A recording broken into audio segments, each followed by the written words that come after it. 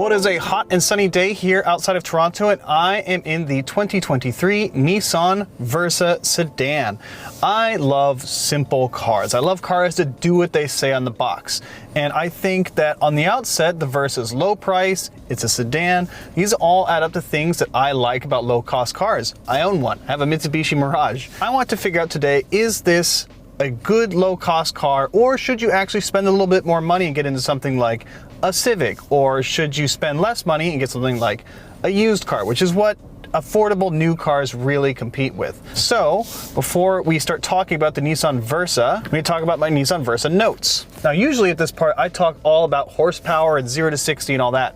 But this is a value-oriented car, so we're talking all about price. The Nissan Versa is Nissan's most affordable car. It's even less money than the Kicks. It starts at $18,298 plus a $1,750 mandatory delivery fee, which means your real-world base price of the Nissan Versa is $20,048. Essentially, this car can be bought as low as $20,000. What you get for that is the S manual transmission trim, which is the only one in the Versa lineup that comes with a 5-speed manual transmission. From there, you have the same base S trim, but with a CVT automatic transmission. One step up from the S CVT, you get the $23,248 SV trim, which gets you a wireless charger, blind spot monitoring, rear cross traffic alert, 60/40 folding rear seats. Up from that, you get what we have. Our tester is the $24,548 SR trim. It's the top line Nissan Versa. This is fully loaded, everything on it. That gets you 17-inch wheels, an 8-inch touchscreen instead of the 7-inch one that the lower models make do with, remote engine start, LED headlights, and a leather-wrapped steering wheel, which we will get more into later. The only optional extra you can get on this car is the paint, and this car has it. Basically, every color other than black costs money on the Nissan Versa, which I think is stupid. In the old days, cars used to come with paint. Now it's an optional extra. So this car has the $135 optional gun gray paint. So with all that said, thanks for sticking with me. Now it's time to find out if cheap and cheerful is cheap and cheerful, or, well, just cheap. First things first, I like the shifter. It's very normal. It literally is a straight Prindle, P-R-N-D-L. That's the whole thing. In a world where everyone seems to want to reinvent the wheel every week, it's nice to have a regular shifter, and it's easy for 3-point turns. And I suppose if you didn't drive a different car every week, you would get used to anything. However, I do commend them for how easy this shifter is to use. We're in drive, away we go.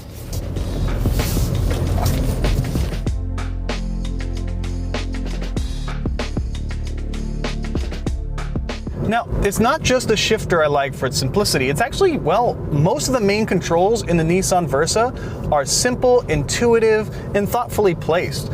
For example, take the HVAC controls. I have one knob for temperature, I have another knob for fan speed, and I have a button for where I want that temperature to, well, come from.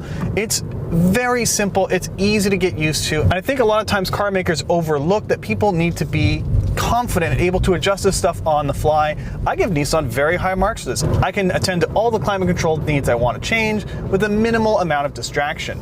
And the same goes for the infotainment. Now, I have to note that Nissan's native infotainment system, aka not CarPlay, not Android Auto, is possibly one of the most arcane and worst in the business. It is right up there with the pre-refresh Toyotas and honestly even Mitsubishi. It's not a great system, and my goodness does it show its age. I wonder if they licensed it from Atari. Luckily, the Nissan Versa, even on the lower trims, does get Apple CarPlay and Android Auto, which is great. And the SR trim gets a wireless phone charger. But you don't get wireless Apple CarPlay. So even though there's a wireless phone charger, I still have to leave my phone plugged in.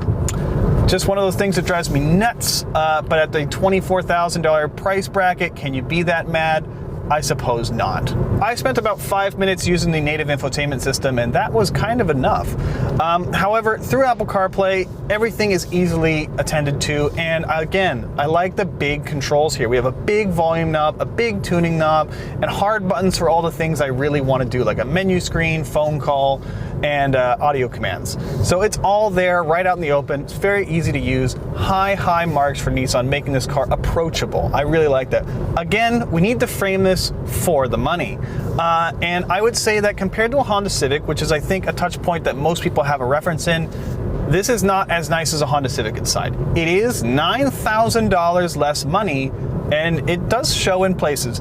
It is also worth noting this is the top trim SR, so we get some cool things like sporty red accents on the seats and a leather wrapped wheel, which is not convincing. I would have preferred literally anything else. It does not feel super awesome, and don't get the SR trim package if this is what's really drawing you to it. It's not that much to write home about.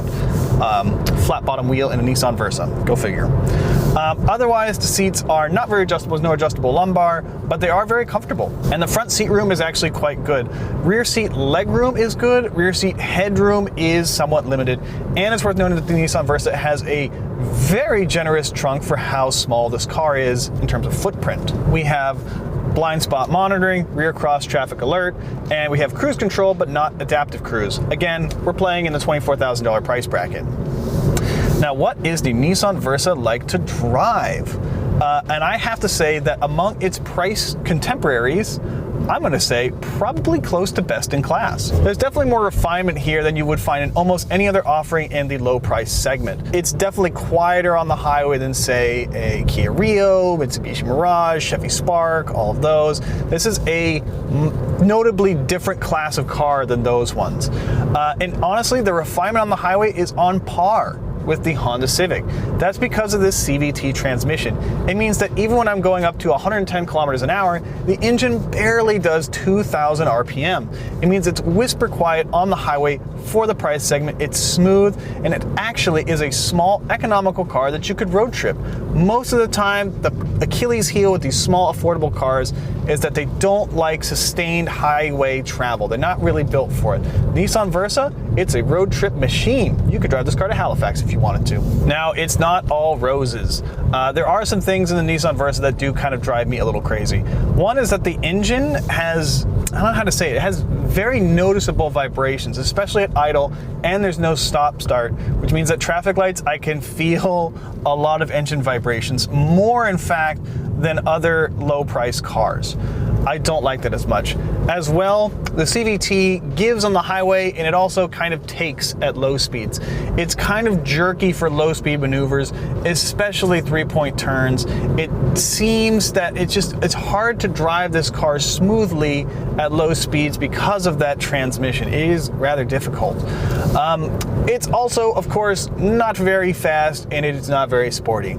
I don't think that's what people shop for in this segment, but it is worth noting that other small cars, like the dearly departed Honda Fit, manage to be affordable, economical, and fun to drive, whereas the Versa is, well, affordable and economical. Up front, we have a 1.6-liter non-turbo engine making 122 horsepower and 114 pound-feet of torque. What does that feel like? I'll show you. That's it. We're doing it right now. It's happening. Still going. There we go. Interesting note about Nissan CVTs. When you are driving normally, it goes for maximum efficiency and the engine just kind of goes up and down the rev range as it will. When you are punching it, it simulates gears to give you that sporty feeling of a conventional automatic.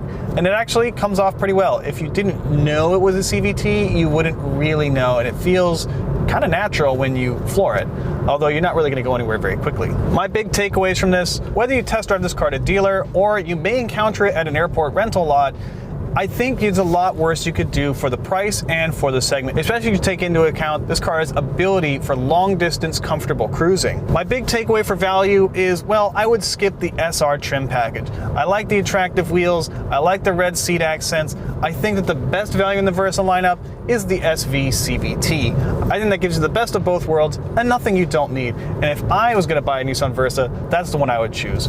We do our best to read the comments on the YouTube page, so if you have ideas for a car that you'd like to see us review next, let us know in the comments below and we will do our best to make that happen. For a full written review of the Nissan Versa, please check out our website at Driving.ca.